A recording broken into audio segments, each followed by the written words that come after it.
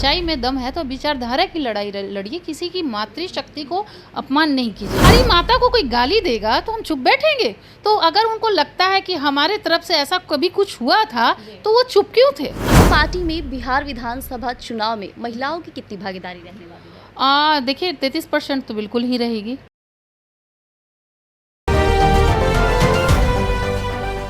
नमस्कार, मैं प्रिया राज, आप देख रहे हैं स्वराज पोस्ट।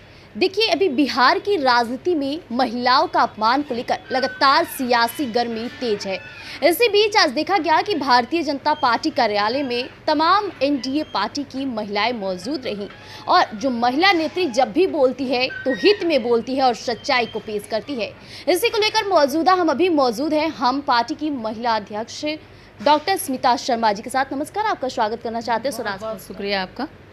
लगातार देखा गया कि वोटर अधिकार यात्रा चला, हालांकि इसके समापन भी हुई, लेकिन उसी दौरान माननीय प्रधानमंत्री नरेंद्र मोदी जी की माता जी को लेकर अपशब्द बोले गए और अब कहा जाए तो सोशल मीडिया का दुरुपयोग होना शुरू हो गया है। क्या कहना चाहिए? जी, इससे तो आप महागठबंधन के लोगों का, जो उनके सहयोगी दल हैं या राजद का, आप देख रहे हैं उनका चरित्र खुद दर्शा रहा है कि उनका चरित्र कैसा है, किस तरह से माताओं और बहनों का जो है मतलब उनके बारे में जिस तरह से वीडियो बना रहे हैं, जो वो माता जी जो इस दुनिया में नहीं है। लेकिन मेरा ये कहना है कि विचारधारा की आप लड़ाई लड़िए ना। अगर सच्चाई में दम है तो विचारधारा की लड़ाई लड़िए, किसी की मातृशक्ति को अपमान नहीं कीजिए। जिस तरह से वो अपमान करने का काम कर रहे हैं तो एक मातृशक्ति को तो वो कर नहीं रहे हैं। वो बिहार हो या भारत हो, सभी महिलाओं का अपमान करें या उनके घर में भी माता हैं, बहनें हैं, तो इसका मतलब ये पता चलता है कि वो अपनी भी माताओं और बहनों का सम्मान नहीं करते हैं। लेकिन विपक्ष तो लगातार ये भी आरोप लगा रहे हैं कि पिछली दफा देखा जाए तो कई बार एनडीए पार्टी भी हमारी महिलाओं को अपमानित किया है, यानी विपक्ष की जो सोनिया गांधी हो गई और रोहिणी आचार्य ने भी यहाँ तक की बयान दिया है। तो उनका नेतृत्व क्यों नहीं उनके लिए लड़ाई लड़ा? ये बहुत बड़ा सवाल है। अगर आपकी माता जी को कोई गाली दे तो क्या आप लड़ेंगी नहीं?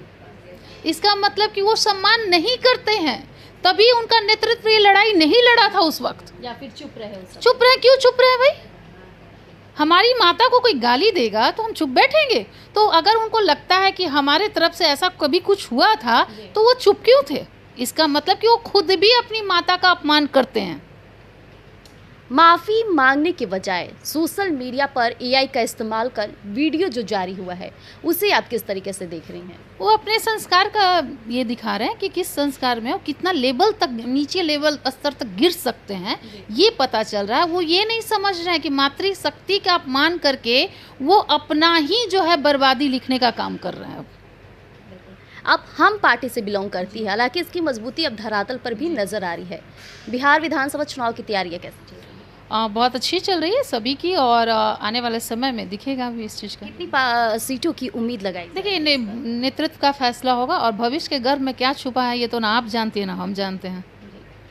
एक अहम सवाल है आपसे कि हम पार्टी में बिहार विधानसभा चुनाव में महिलाओं की कितनी भागीदारी रहने वाली है? देखिए 33% तो बिल्कुल ही रहेगी और महिलाओं की भागीदारी हो, क्योंकि हमारे राष्ट्रीय अध्यक्ष का हमेशा कहना है कि महिलाओं को, और देखिए अब महिलाएं काफ़ी आगे बढ़ गई हैं। ये नेतृत्व भी देखते हैं हमारे नेतृत्व, अगर कोई हमारा अपमान करे तो उसके लिए लड़ाई भी लड़ते हैं, ना कि औरों की तरह चुप्पी साध लेते हैं।